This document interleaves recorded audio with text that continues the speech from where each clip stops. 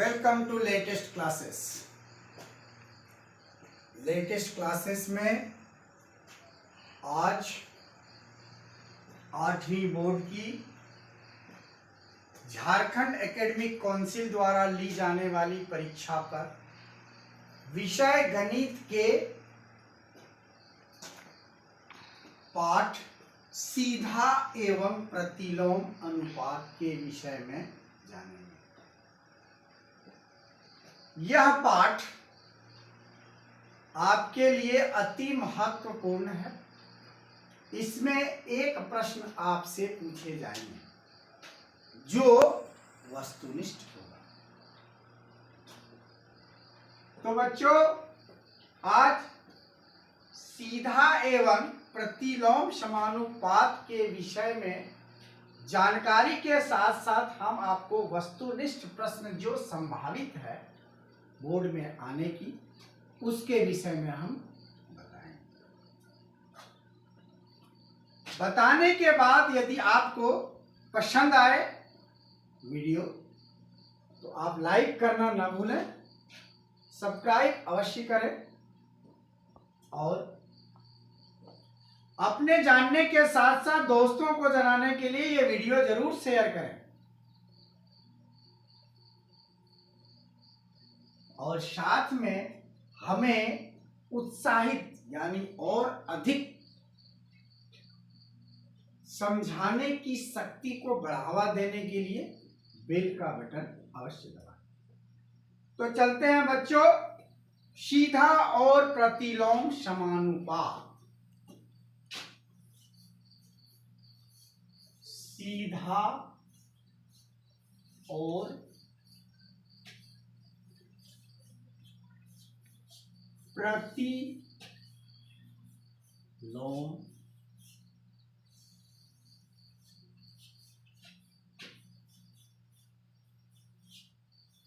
समानुपात।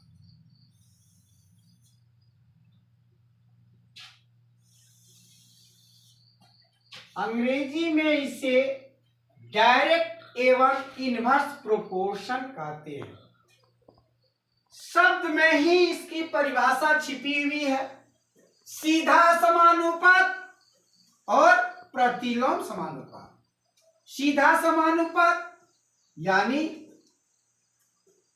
दो राशियों के बीच ऐसा संबंध जिसमें एक राशि के बढ़ने से दूसरा राशि बढ़ जाए या एक राशि के घटने से दूसरा राशि का मान घट जाए। जैसे 10 रुपये में 10 टॉफी आपको मिलता है तो 20 रुपये में कितना टॉफी मिलेगा? 10 रुपये में 10 टॉफी तो 20 रुपये में 20 टॉफी। यानी कि रुपया का मान जब बढ़ गया तो टॉफियों की संख्या भी बढ़ गई। अब बच्चों, इस अनुपात को जो सीधा एक बढ़े तो दूसरा बढ़ता है उसको सीधा समानुपात कहते हैं। ठीक इसके विपरीत अनुपात को प्रतिलोम समानुपात कहते हैं। जैसे कि 10 आदमी एक खेत को 10 दिन में घास काटता है। एक खेत है उसमें घास लगा हुआ है, उसमें 10 आदमी हमने लगा दिए तो उसको 10 दिन में काटा। इस बार 6 महीने के पश्चात पुनः उस खेत में घास हो गया। अब उस घास को कटाने के लिए हमने इस बार 20 आदमी लगा दिए। जैसे ही 20 आदमी हमने लगाया तो हम देखते हैं कि वह खेत 5 दिन में ही काट के रख दिया। यानी कि आदमियों की संख्या को बढ़ाने में दिन की संख्या कम हो गया। इस तरह के अनुपात को प्रतिलोम अनुपात कहते हैं। अब चलते हैं बच्चों कि 2021 में जो 8 की परीक्षा होने वाली है उसमें वस्तुनिष्ठ प्रश्न जो सीधा और प्रतिलोम समानुपात से आने की संभावना है पर विचार करते हैं, जिसके लिए आपको एक प्रश्न का 4 विकल्प दिए गए हैं। सबसे सही या सबसे उचित विकल्प को चुने।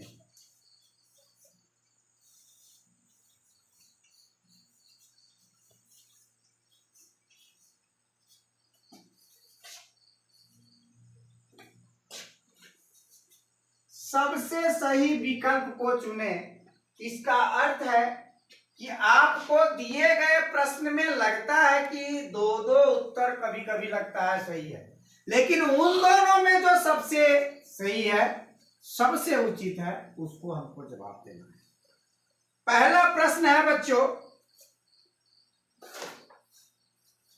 दिए गए विकल्प में कौन सा व्युत्क्रम का उदाहरण है? कौन सा व्युत्क्रमानुपात का उदाहरण है?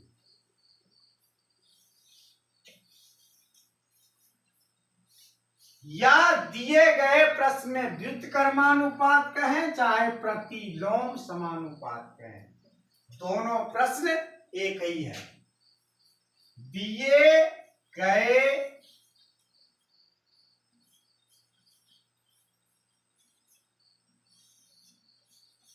विकल्प में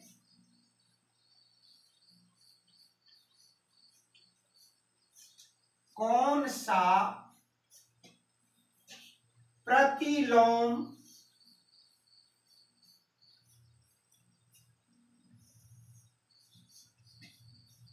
समानुपात का उदाहरण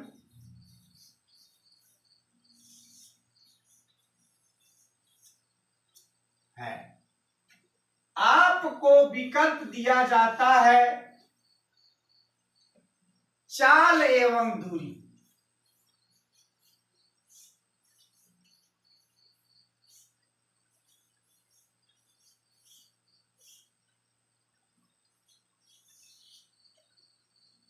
दूसरा दिया जाता है धूप और तापमान।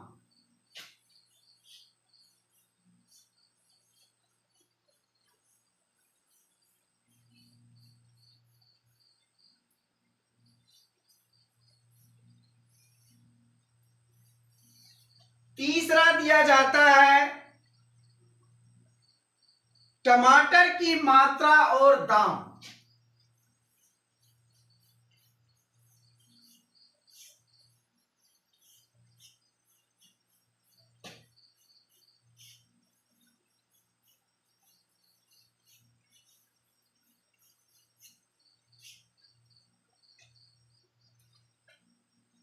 चौथा दिया जाता है इनमें से कोई नहीं।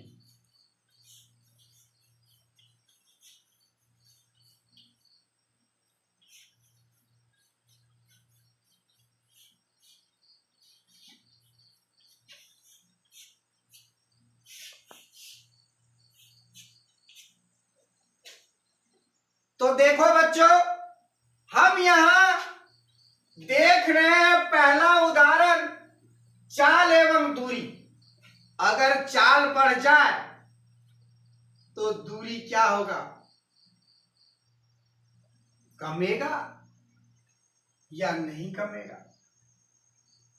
चाल बढ़ गया तो दूरी तो जितना का जितना ही है, उसमें हमारा विकल्प अगर समय होता तो चाल बढ़ने से समय घटता, वो नहीं है। इसका मतलब ये प्रतिलोम समानुपात का उदाहरण नहीं। धूप बढ़ेगा तो तापमान भी बढ़ेगा, ये सीधा अनुपात हो गया। टमाटर की मात्रा बढ़ा तो दाम भी बढ़ गया, ये भी सीधा अनुपात हुआ।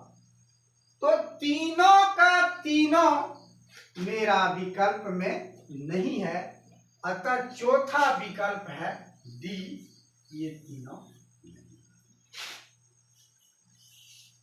दूसरा प्रश्न है, दिए गए विकल्प में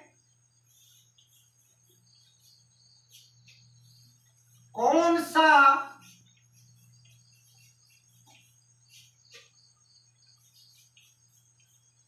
सीधा समानुपात का उदाहरण है?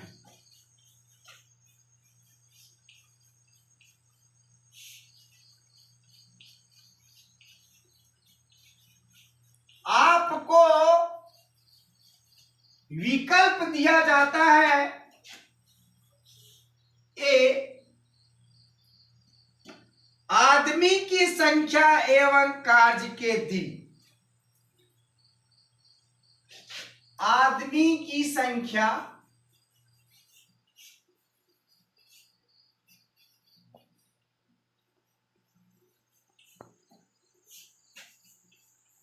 एवं कार्य का दिन।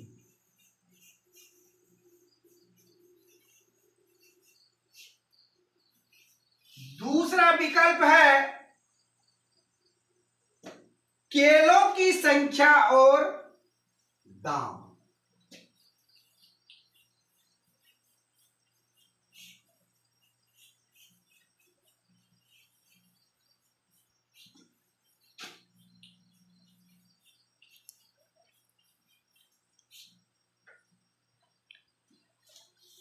तीसरा दिया जाता है दिन चढ़ते समय और छाया की लंबाई।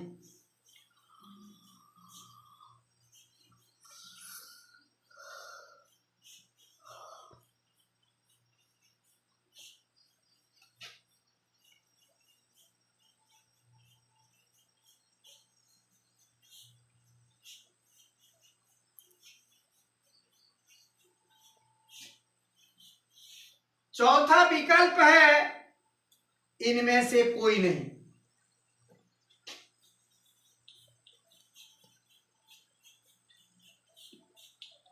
इस बार बच्चों आपको पूछा गया है सीधा अनुपात।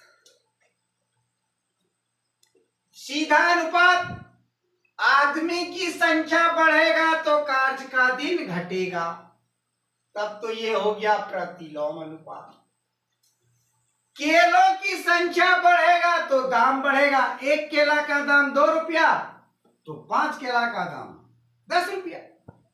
केला बढ़ गया, दाम बढ़ गया, वो हो गया सीधा अनुपात।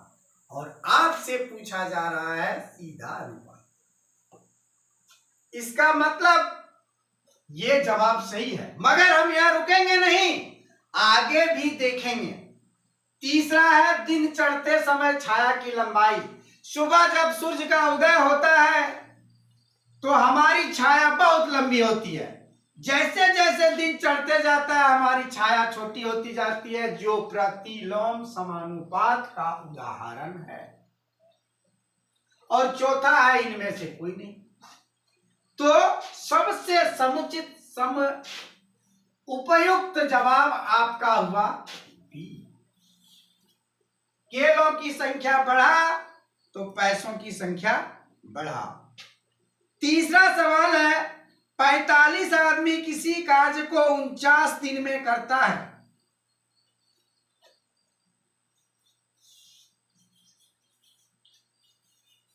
पैंतालीस आदमी किसी काम को 49 दिन में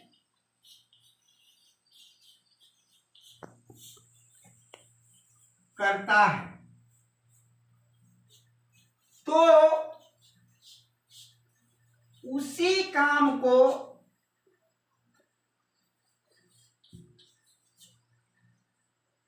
उसी काम को 35 आदमी कितना दिन में करेगा?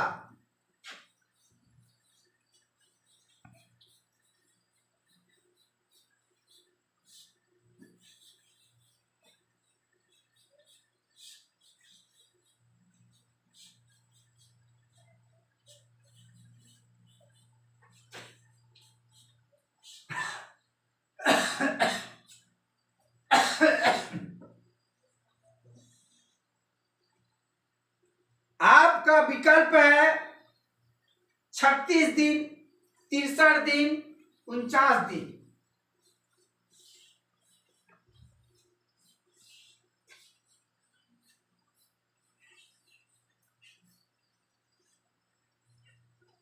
और चौथा है इनमें से कोई नहीं।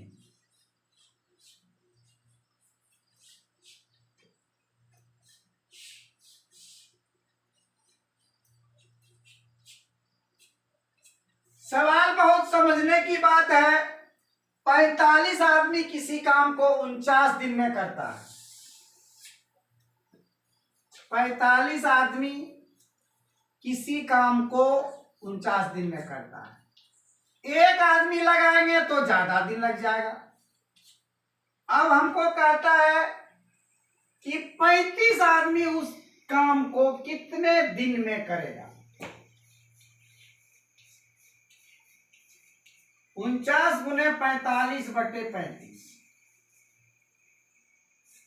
5 सत्ते 35, 5 नाम 45, 7 से काटे 7 सत्ते 49, 7 नाम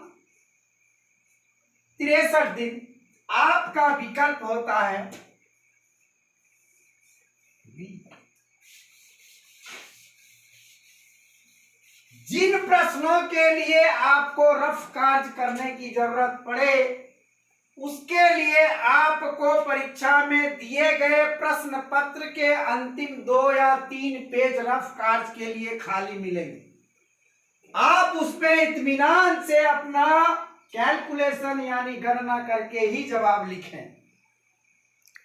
चौथा सवाल है, सीता आधा घंटे में 250 शब्द टाइप करती है।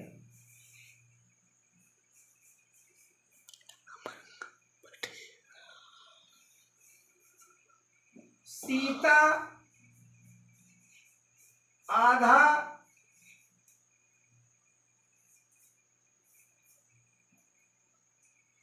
घंटा में 250 शब्द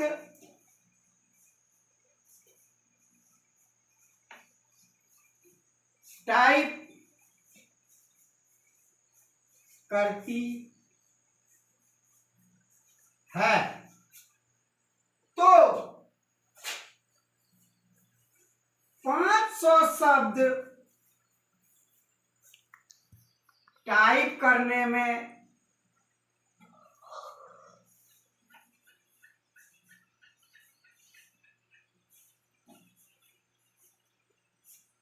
कितना समय लगेगा?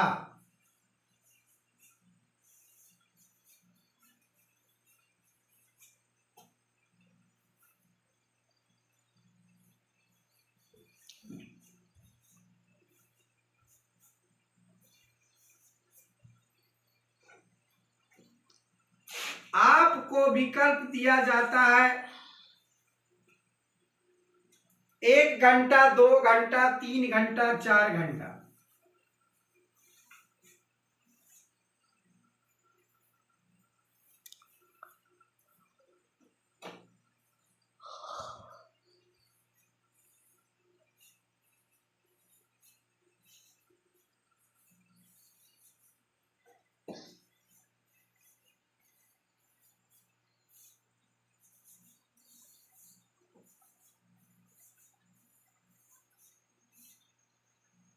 देखो बच्चों, सीता एक लड़की है जो 250 शब्द टाइप करने में आधा घंटा लगती है। अबरी क्या हुआ, 500 शब्द वो टाइप करना चाहती है, तो सीधा 2 गुना हो जाता है। 250 में आधा घंटा, तो 500 में 1 घंटा। इसका उत्तर हुआ ई।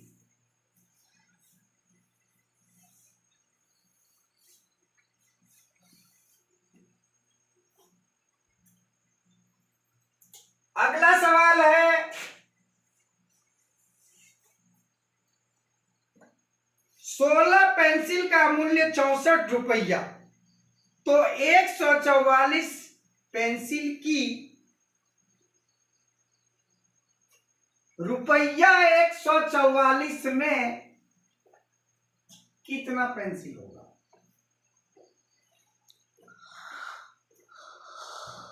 आपका यह प्रश्न सोचनीय है, विचारणीय है।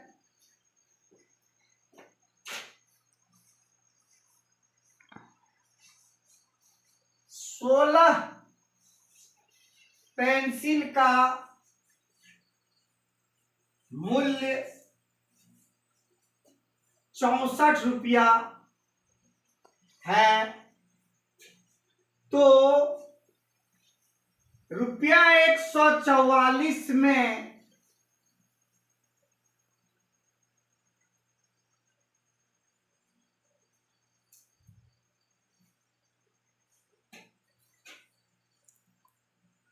कितना पेंसिल मिलेगा?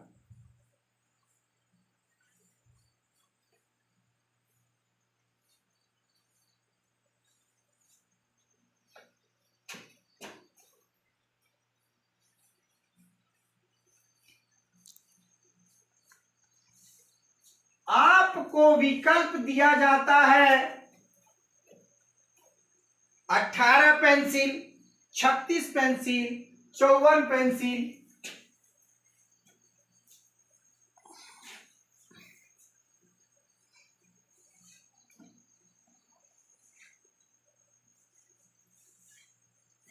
इनमें से कोई नहीं।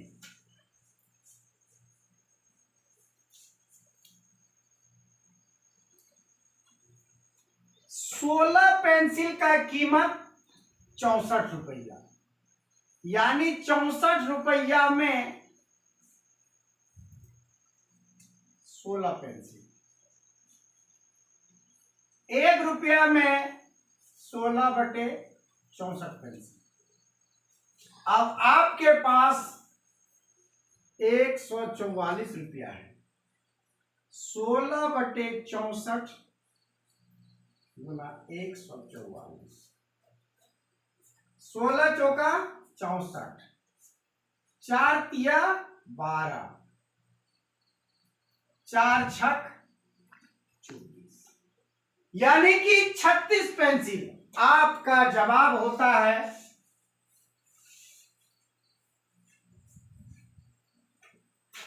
बी।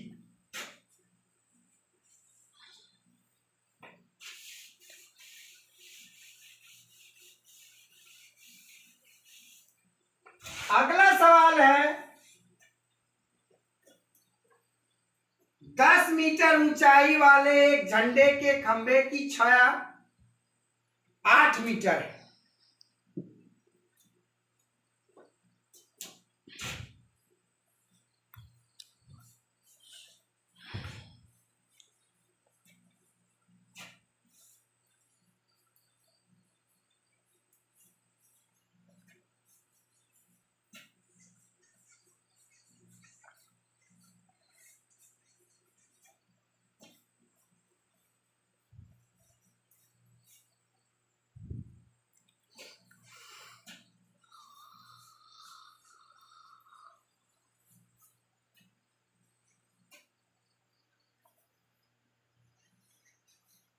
ठीक उसी समय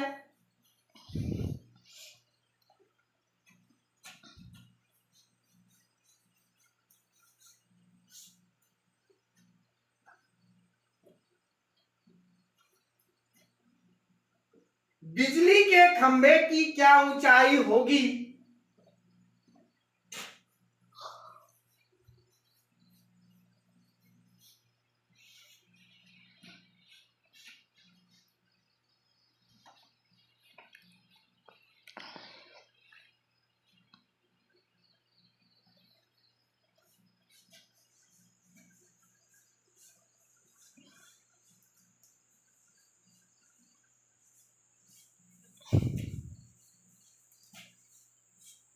जिसकी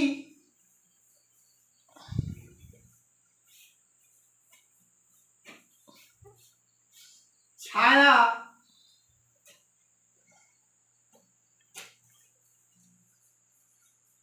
12 मीटर है। आपको विकल्प दिया जाता है 18 मीटर, 8 मीटर, 12 मीटर।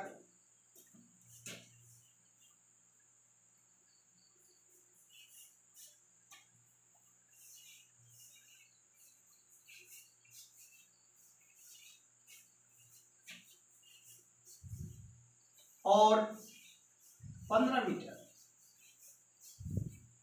बच्चों ध्यान दो कि 10 मीटर ऊंचाई वाले एक खंबे की छाया 8 मीटर है, यानी कि 8 मीटर छाया तो खंभा 10 मीटर। अगर 1 मीटर छाया हो तो खंभा 10/8 मीटर। अब कहता है आपका छाया है 12 मीटर।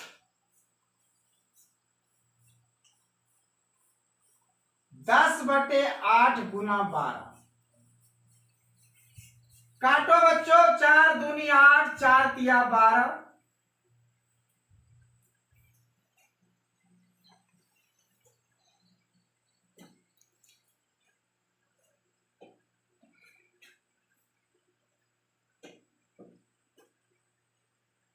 आठ मीटर छाया है तो 10 मीटर वह खंभा है। 1 मीटर छाया है 10/8 मीटर। अब 12 मीटर छाया है तो 5 तिया 15 मीटर। आपका जवाब होता है डी।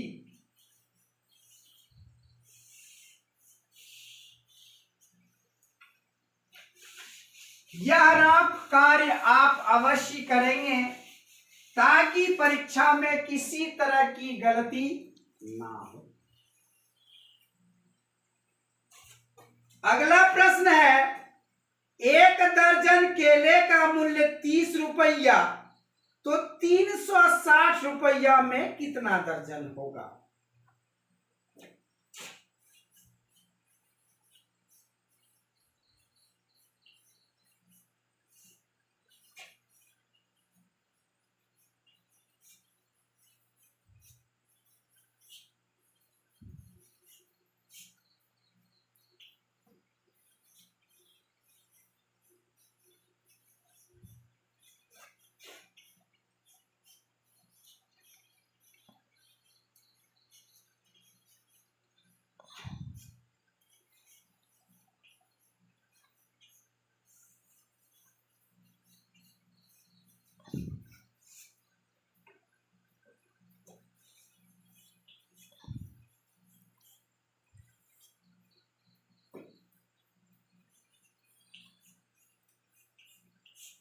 आपको विकल्प दिया जाता है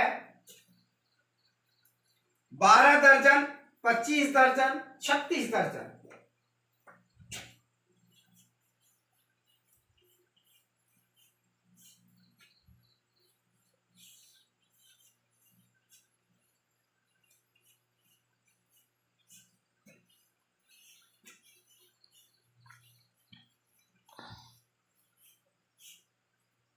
और चौथा विकल्प है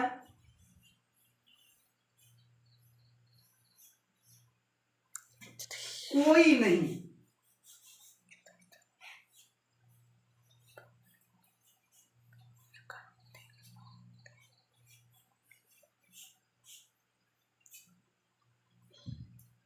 देखो बच्चों, 1 दर्जन का दाम 30 रुपया, यानी कि 30 रुपया में 1 दर्जन। 1 रुपया में 1/30 दर्जन। आपको दिया गया है 360 रुपया।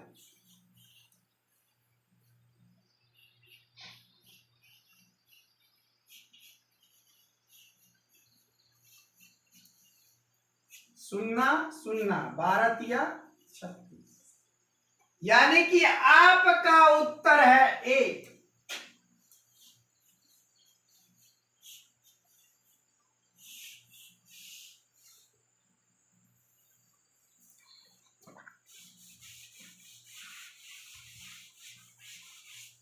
आठवां एवं अंतिम प्रश्न 6 नल एक हौज को 12 घंटा में भरते हैं।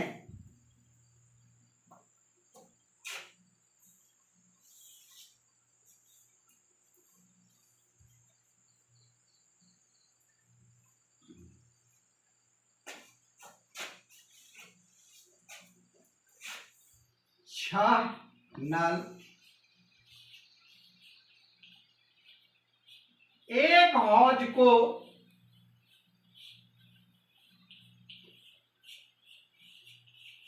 12 घंटा में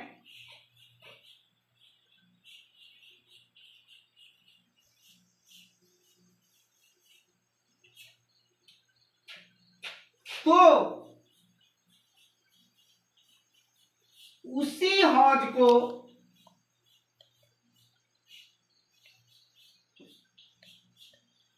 9 नल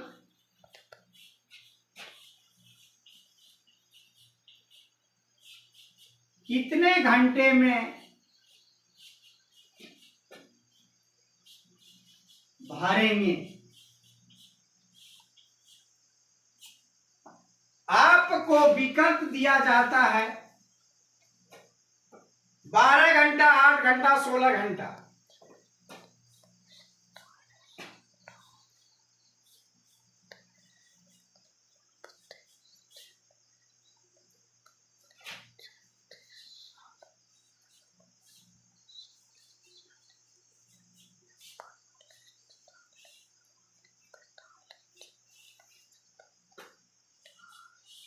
डी,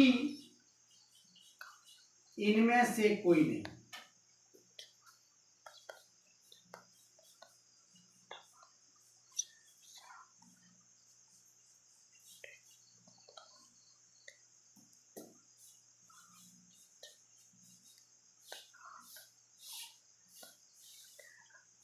आपको उत्तर का पता लगाना है। 6 नल 12 घंटा में,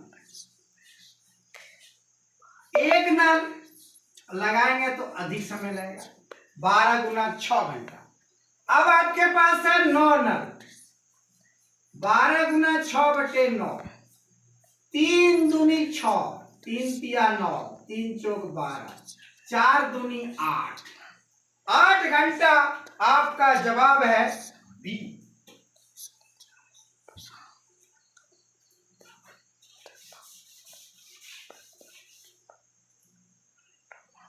तो बच्चों, आज हमने सीधा एवं प्रतिलोम समानुपात की परिभाषा को समझा, उसका उदाहरण पर विचार किया और संबंधित प्रश्न हमने आपको बताया जो वर्ग 8 की बोर्ड परीक्षा में आने की संभावना है।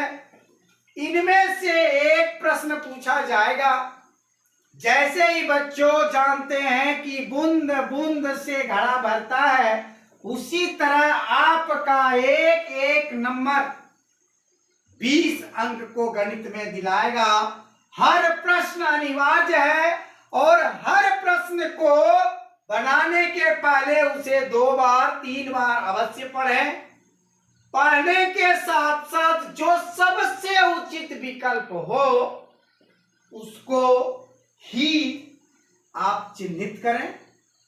OMR शीट पर उसके सामने उसी विकल्प को गोल काला घेरा लगाए और अधिक से अधिक अंक प्राप्त करें। हमारी शुभकामनाओं के साथ हमारी मेहनत भी आपके साथ शामिल है। तो बच्चों, अगर आपको ये वीडियो पसंद आए तो आप इसे लाइक करना ना भूलें, सब्सक्राइब करें और अपने दोस्तों को जरूर शेयर करें। यह प्रश्न केवल आपकी बोर्ड परीक्षा की ही नहीं बल्कि प्रतियोगिता परीक्षाओं के लिए भी अनिवार्य है। अतः बच्चों, अगर आप सबको ये वीडियो पसंद आए तो अवश्य ध्यान रखें, लाइक करें। धन्यवाद।